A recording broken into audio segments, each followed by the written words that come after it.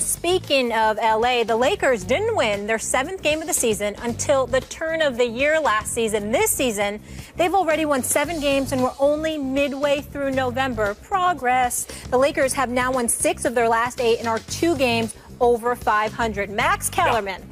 Is it time to take the Lake Show seriously? Yes, the baby Lakers are for real. Now, in the NBA, what's been shown in recent years is after, I believe it's 22 games, we know the playoff seeding already. Like, look at the records after 22 games. That's what the playoff seeding is going to be.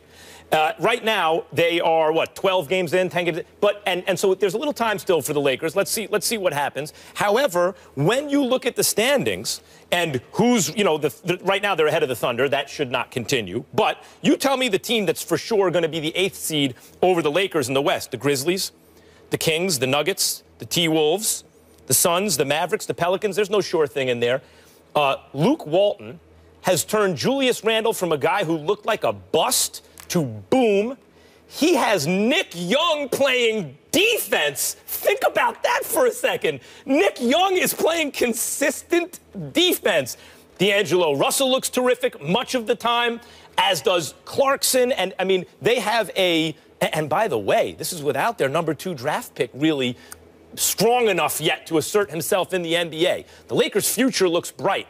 But their present ain't bad either. They could make the playoffs in the West. I can't believe I'm saying this. They could do it this year. A few things I wanted to point out. Number one, Julius Randle didn't look like a bust. His first year, he never played because he got injured the very first game. Last year, he came back. That was the Kobe era. So this is really, as far as I'm concerned, his first year. He's never looked like a bust. Nick Young, a.k.a. Swaggy P.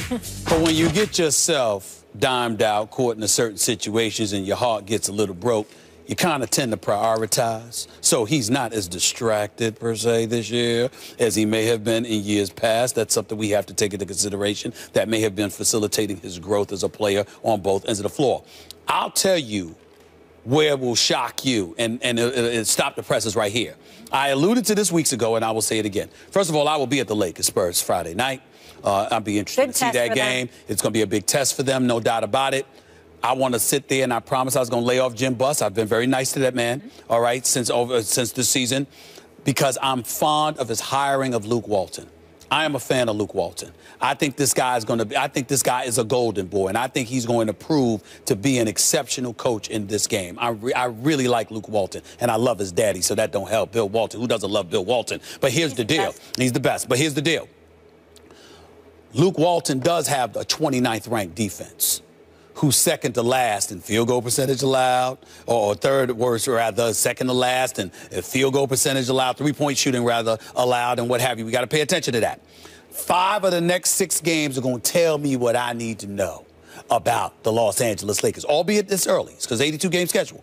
You got the Spurs, you got the Bulls, you got 2 games, you got Oklahoma City, you got 2 games against the Golden State Warriors, who you shellacked by 20. They will remember this.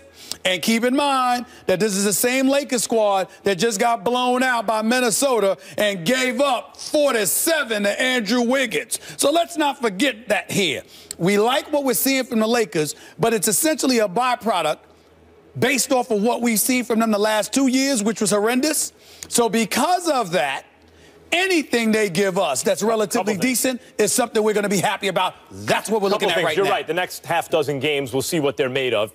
They started the season, I mean, like, they've already beaten the Warriors this year. That's what I said. They had some quality wins and some quality losses. That was the second back-to-back. Remember, the Warriors played the night before. Still the Warriors. Oklahoma City. I'm just still saying. The Warriors. They beat the Hawks. Right. They beat the Rockets. That's 8-2 team, 6-4 team. That's right. I mean, they have some quality wins. Yeah. Even in their losses, they have usually been competitive and decided in the fourth quarter. Mm-hmm. The Lakers have come a long way. Now, the T-Wolves on paper look more talented, sure. But I want to talk about Julius Randle for a second. You said he never looked like a bust. I think he did. Not in terms of his skills. You could see he had skills. He could handle the ball for a big-ish guy, etc. But the way he was applying his skills made me wonder, watching him, last year especially, because he was hurt the year before, made me wonder, is he actually going to be a good NBA player, or is he going to be a player who looks good and puts up numbers but doesn't help you win? Yeah, but he is a good NBA player. But I'm saying what you're wondering about you can't ignore the fact that he was coming off an injury. And because he was coming off that injury, they say it takes a year or so. So he may have been playing the way that he was playing to compensate for whatever he was physically however he physically felt he was lacking because he was coming off that injury. But also keep in mind, we have to wait and see because, again, this schedule that you've got coming up, if Luke Walton, you know, let me tell you what Luke Walton deserved the biggest credit for? Jordan Clarkson and Louis Williams off the bench. Because you got the second unit's as good as their first unit. I'm just saying, you got guys coming off the bench with firepower. That, to me, getting Swaggy P in the starting lineup, but getting them coming off the bench is big. Randall, by the way, just because you can dribble doesn't mean you always should. Now he's taking it off the glass, pushing it, and getting rid of the ball. I'm a fan of Randall. Walton has them playing well, I'm a fan of Randall. Randall can play.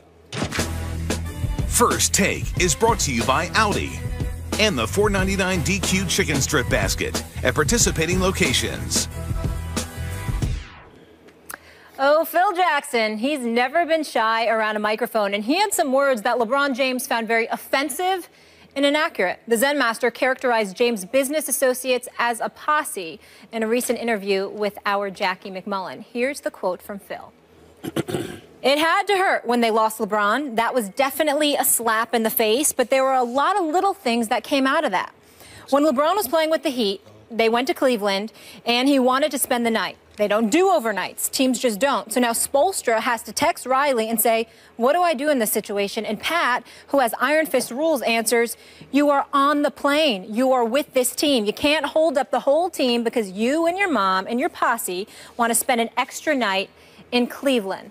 LeBron, how do you feel about Phil's comments?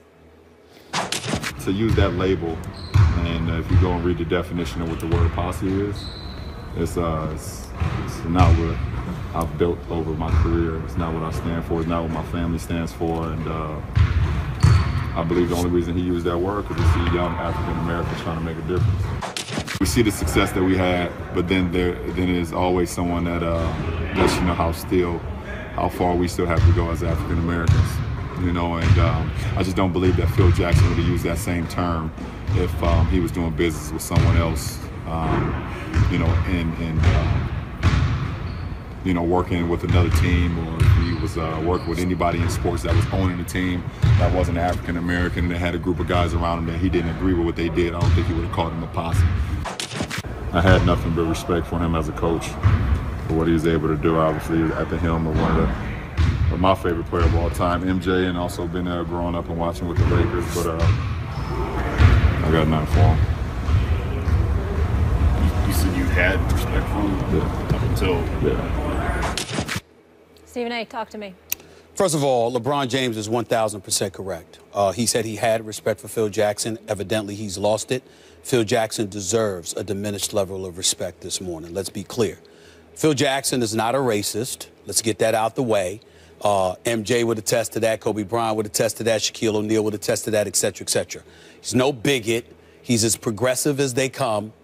But Phil Jackson needs to appreciate the fact that at least when the word bigotry comes up, he did come across as a bit that way. Because we saw our president-elect, whether it was at a restaurant or wherever he was, with a bunch of people the other day. They weren't called the posse. I certainly haven't heard Phil Jackson alluding to anybody, any white ball players as having a posse. When Rachel Nichols, he did an exceptional job of highlighting and articulating on Twitter what Phil had written in his book. Amen. He alluded to what he thought LeBron was, but he also said, we shall see. Well, what have we seen since Phil wrote that book? We've seen LeBron capture 3 championships. We've seen him go to 3 consecutive NBA finals. We see himself in peak condition. We see him going out there, despite being the richest player in the NBA, playing like he's broke. We see a 31-year-old individual who has rebuilt downtown Cleveland, not once, but twice, whose philanthropy can't be questioned, who's facilitating thousands of kids receiving an education and beyond because of the millions upon millions of dollars he, through his foundation, have poured into those efforts. This man is the quintessential iconic sports role model that we have seen maybe ever. And for Phil Jackson to talk about him and a crew of individuals the way that they do, I take offense to that. Let me be very, very clear. LeBron is another player to me, as great as he is. In terms of personal relationships, I'm tight with many, many other players, more so than I am with LeBron James. But I respect the hell out of him as a man, as a brother, as an athlete, as a superstar. And the profound respect that I have for him is equal to that I have of his boys. I know Rich Paul. I know Maverick Carter. I know his boy Randy. Good brothers who work their tails off, who take offense to this kind of label because they understood the importance at a very, very early period that you can't be about being a hanger-on. LeBron James ain't about that. He wants to give you an opportunity, but it's up to you to kick the door down and to elevate yourself to another level.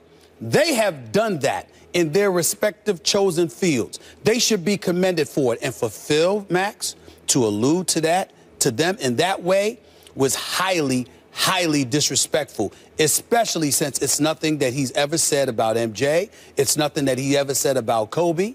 Why on earth would you try to say it about LeBron James? I don't blame LeBron James for being offended. Neither do I, but I'm going to defend Phil Jackson a little bit here. And I realize when a white dude on TV defends the white coach who says something racially insensitive about the black player, it can easily be perceived as, of course, because, you know, if you didn't live through the struggle, or if you don't live through the struggle, you don't identify with it, and you're going to try to brush it off as not a big deal. I think that these things become big deals partly because it's baked into the system. So LeBron James uses this moment as a teaching moment. I thought it was really well done by LeBron James because people should be aware that sometimes the language they use, particularly groups that have not been, you know, persecuted groups, and Phil Jackson belongs to one of those groups. They should be aware that the language they use sometimes reflects, even if it's unconscious bias or unconscious feelings that they would be better off without. It does reflect that at times, and LeBron James used the moment to point it out. But we're here, and the sports media is here selling, you know, the products we sell during the commercials. And if we think that an issue can get people to watch, we will exploit that issue. And on Twitter, it'll be clickbait, etc. So a good teaching moment that LeBron is using here with Phil Jackson turns Phil Jackson into a villain out of proportion with the actual crime he committed. What was that crime? Lazy thinking, I think, is really the crime that Phil Jackson committed here. Not just maybe using the word posse to describe a young African-American, especially successful African-Americans in this case, because, you know, in boxing we call it an entourage, and that's generalizing. We know that entourages frequently are filled with hangers-on. You pointed out very well, I think, why that's not the case with LeBron, because LeBron gives his, you know, people an opportunity, but then they have to make the most of it. So the people you see around LeBron have been selected out. It's like an evolutionary process. Either you contribute or you're not there. But how else is it lazy? I want to mention this because it relates to that idea. Maverick Carter in particular, I want to point out, is an extraordinary person. It's what are the odds that someone who played on the same high school basketball team as LeBron would be given the chance and then becomes a mogul in his own right, and then doesn't just take the opportunity and does okay, but does exponentially better than anyone could have imagined. That not only is LeBron a 1 in a billion guy, but he surrounds him, but the guy he played on the same team with is a 1 in a million guy. So it's general and lazy in that from that point of view of Phil to use the word posse, but to apply it to the people around LeBron, particularly Maverick Carter, is in a way it points out how extraordinary Maverick Carter is, because in Phil Jackson's experience, the entourage, or posse as he calls it, around players in a predominantly African-American league has been to entitle those players in a way that he feels is counterproductive.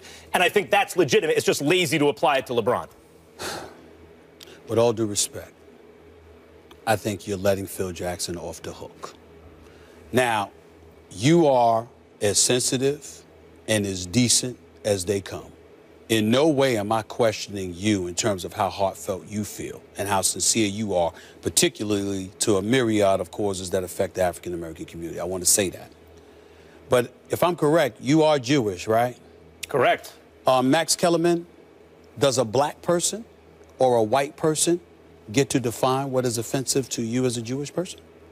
I don't think anyone gets to define what's offensive to anyone else. No, what I'm saying to you is that as a Jewish person, if somebody says something that you deem anti-Semitic, It's not for me to question that. It's for me to be informed by someone who is Jewish, enlightened, and then as a result, I'm able to say, okay, you would know, I wouldn't, because I'm not Jewish.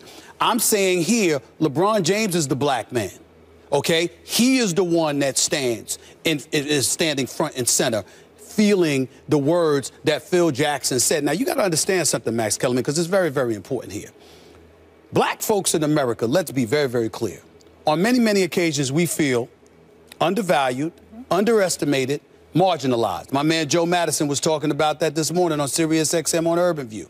Those are three things that black folks not only feel consistently, but religiously and methodically go about their lives of working against.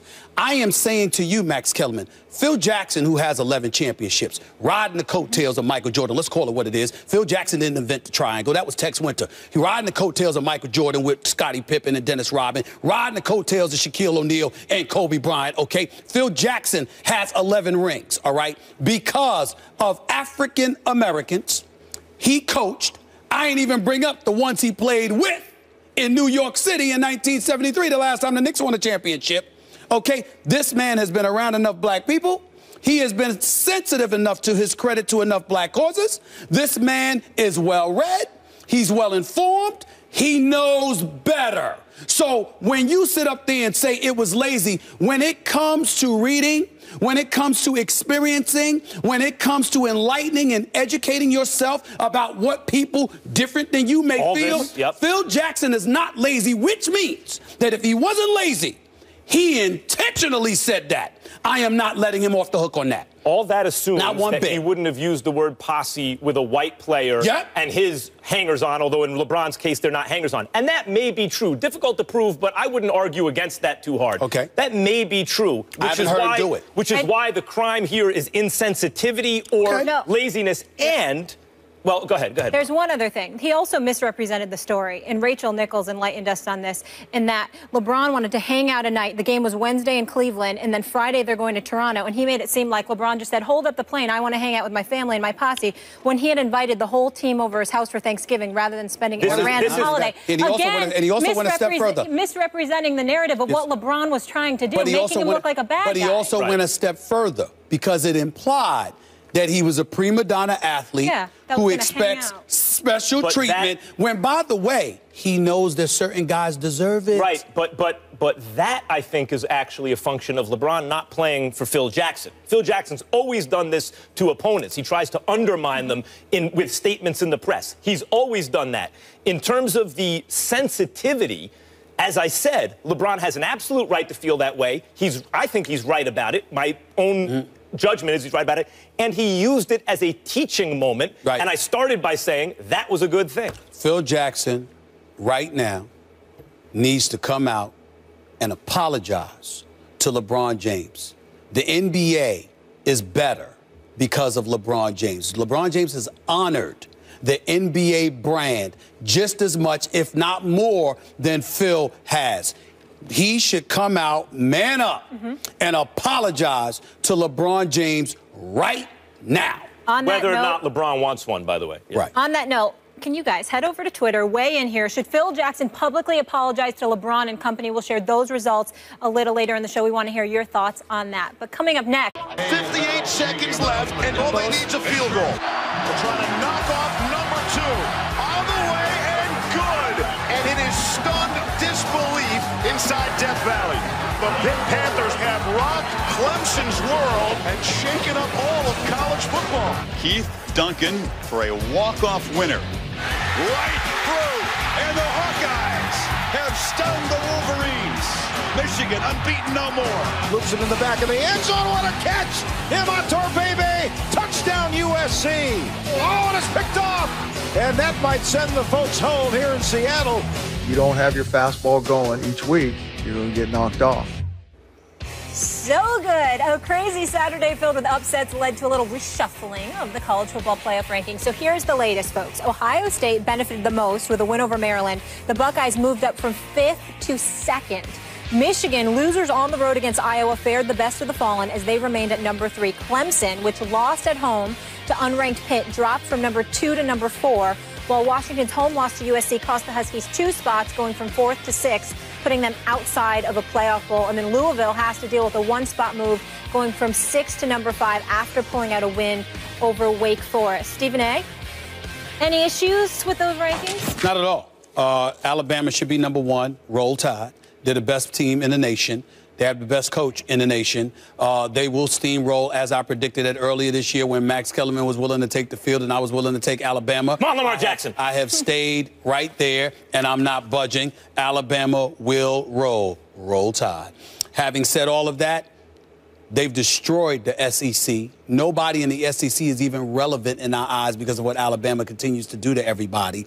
Tennessee, Texas A&M, LSU, just to mention a few. Leonard Fournette gets held to 35 yards rushing. I mean, my God, Alabama, Roll Tide. So we look at that, and the SEC has been irrelevant, which is a story that we should visit another day because Nick Saban has ruined the SEC conference, which was the best conference for years. Now it's the Big Ten.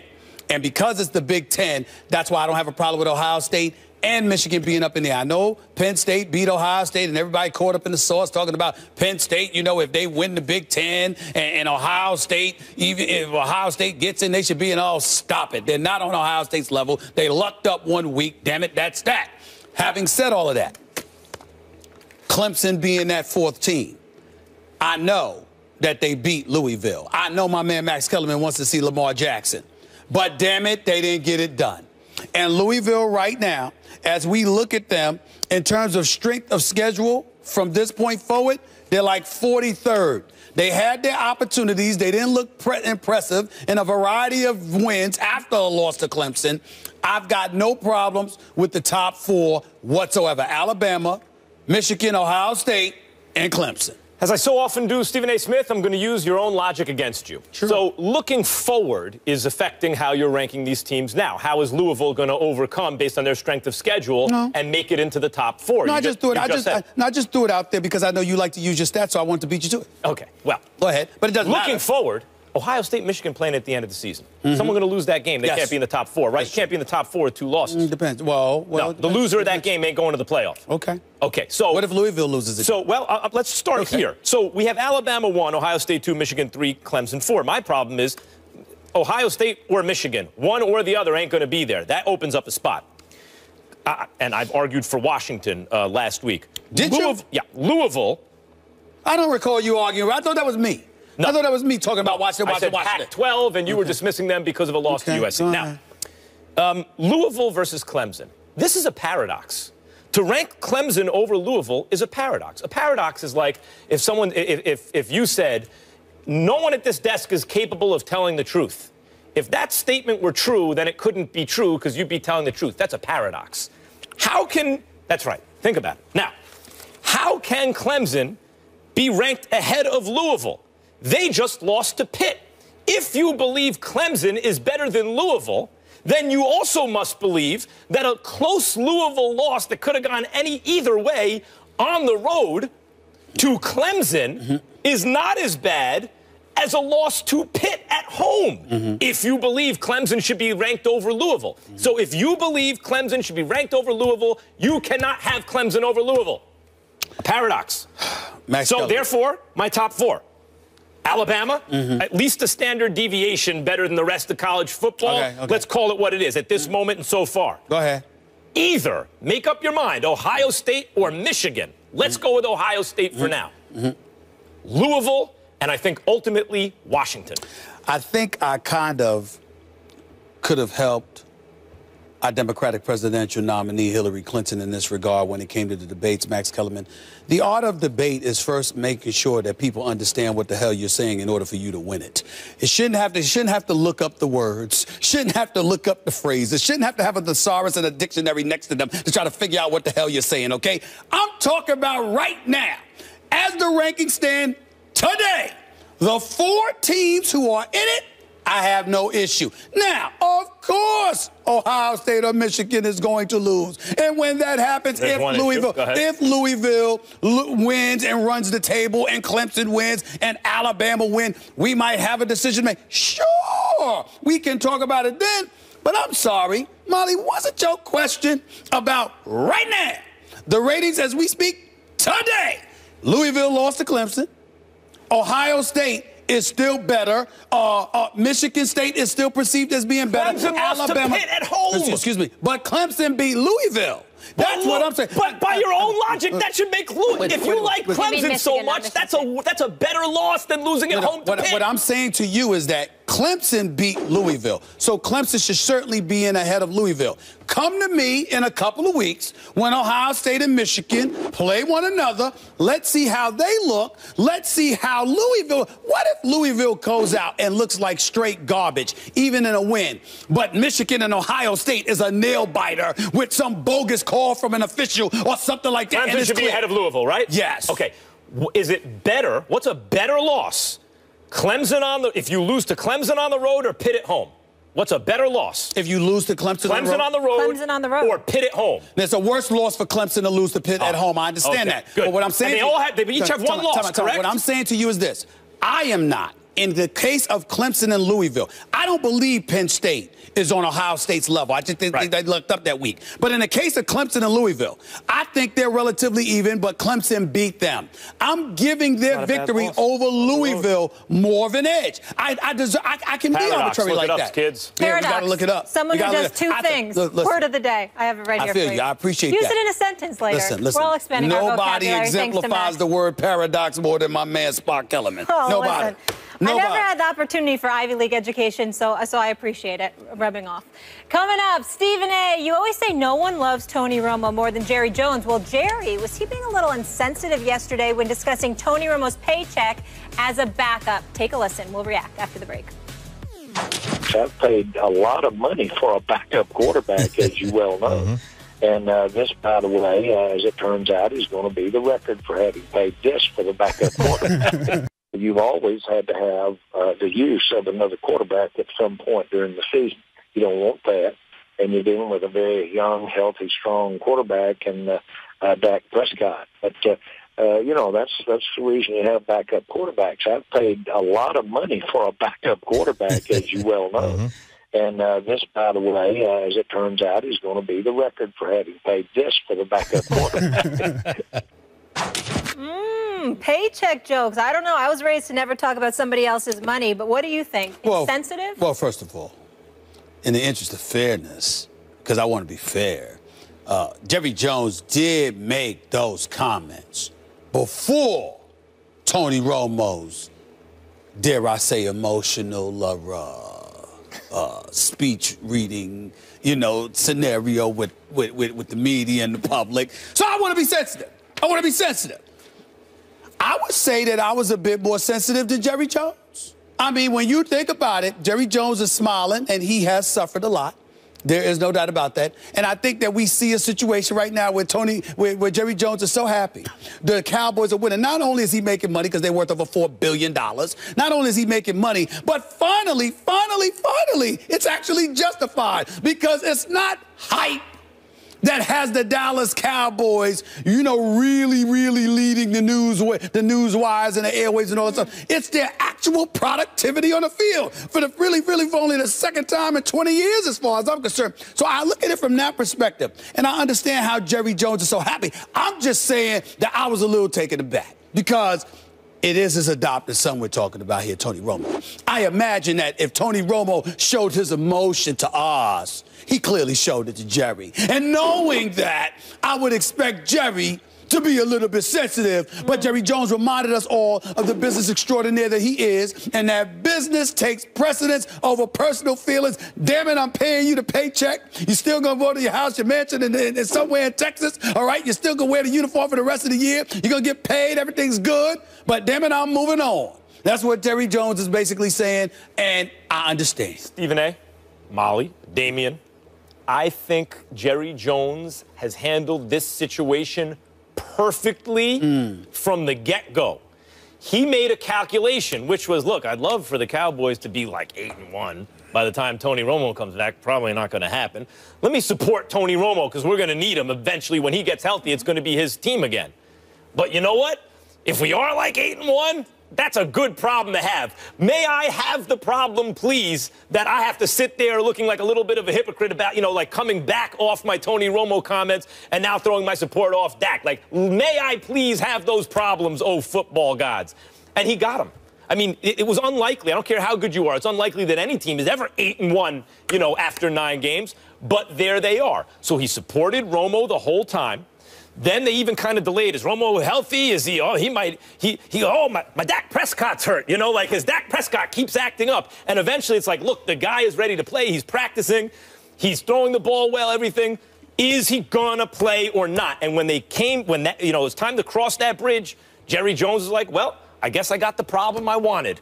Nope, he ain't playing because that's not how it works in the NFL. If you're 8-1 and the kid's playing well, he will continue to play. I don't know how much better Jerry Jones could have played this whole thing.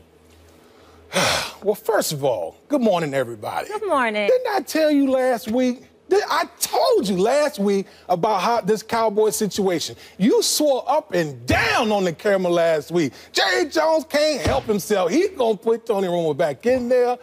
And look what's happening. Look what's happening. Jerry Jones got it made right now. Got Dak Prescott. Yeah. We can go back and check the tape because you were the main one talking about, Jerry Jones can't help himself, and he's going to throw Tony Romo back in the mix. And look what's happening now. But when we talk about this Cowboys situation, I had a similar situation in New England. Okay. When Tom Brady, when Drew Bledsoe got hurt, yes, against the Jets, Tom Brady comes in. Obviously, the whole situation played itself out. And guess what? Tom Brady got hurt in the AFC Championship game against the Pittsburgh Steelers. And who came in to save the day? Drew Bledsoe. So that's why this whole situation is beautiful, because anyone who's watched the Dallas Cowboys over the years, especially the past couple of years when Tony Romo's been hurt, they've just been abominable at the quarterback position. They haven't been able to do what a backup quarterback is supposed to do, and that's hold down the fort until the starter gets back. So if you're Jerry Jones right now, you got your feet kicked up, you drinking lemonade, knowing that I got a rookie baller right now, a 4th-round draft pick, I believe, that's carried this team to 8-1, that's playing at an elite level, and my backup is an elite quarterback that's going that can hold it down. He addressed me, man. They can hold it down. Damian Woody, when I spoke last week, you're absolutely right. I said exactly what you said I said, but I didn't stop there. You see, this is the beauty of being a journalist as opposed to a football player. See, you know your football. You understand what I'm saying? Okay. But I know how to record. Okay. The expertise of football players, part of the job I had. And I also know how to record myself. I specifically said this season, not this week. My point is they got 7 games to go. Baltimore's next, Washington's after that. You got road games with Minnesota and the Giants. You got Tampa Bay, Detroit, and Philadelphia. Now, the last game is January 1st. That's the new year. Okay. That means I got till the new year until you can say the statements that you just stated. Because the fact of the matter is I never said to you, oh, that's next week. I said to you, trust you me, Jerry Jones can't help himself. You better believe you're going to see Tony Romo again this year. That is what I said. Okay. So you tried to sit up there very adroitly, I might add, elocuted yourself very, very nicely. You didn't try to sit up there and confuse me, force me to need a dictionary like Max does. You were very, very directed to the point. But in the end, you basically misquoted me because I got until the new year. Am I right, Molly Wood? You do. I got until the new year. He thinks he can still get in. It's January. It's November, bro. But guess what? Guess what? I'm going to be here every week. I understand that. But don't act like I said it now. I said I didn't say it now. So every week, I'm going to sit here and I'm going to look you right now. And I'm going to count it down. And I'm going to count it down for both of y'all because you don't listen. You're hard-headed too. Max, you know better than you're probably contaminated than Max. You probably, this is your fault. You probably did it. It don't matter because I see what's happening. You have been huddling. You huddle with the researcher. You huddle with Molly Wood. You huddle with the NFL aficionados and what you do. You mingle with them, all right? And y'all conspire against me. You're but I'm up for it. I'm up for it. You will see Tony Romo again. You are so full of it. We've never huddled. Please. You are so full of it. Way to switch the narrative like Phil Jackson. Not only do I not huddle with anyone, But I would like a recount of that election the other day when you won 51-49. I believe I won the popular vote. That's beside the point. Don't matter. I got electorals. I want to just say that I'm glad that you, Damian Woody, and Jerry Jones, who obviously watches First Take, and everyone else in the world has finally come around to my way of thinking. What I said weeks and weeks and weeks ago is the issue for the Dallas Cowboys was last year and has been in recent years the lack of a real backup quarterback. And what Dak Prescott means for them is they finally found their backup quarterback. The only thing that's throwing people is it's not the guy they thought it would be. The backup is Romo. Not going to be next year because he's owed too much money. They saved the money on the salary cap when they cut him in June, which will surely happen. But until then, they got a guy sitting on the bench where if the starter gets hurt or collapses in terms of productivity, they can bring a guy in off the bench and succeed. And just because his identity is different than you thought it was, just because it's Tony Romo who's the backup, don't let that throw you. I've been saying this for weeks, and I'm glad that you and Jerry Jones and others are coming around to my way of thinking. What? Go ahead, man. I'm going to give you the last word, maybe. Hurry up.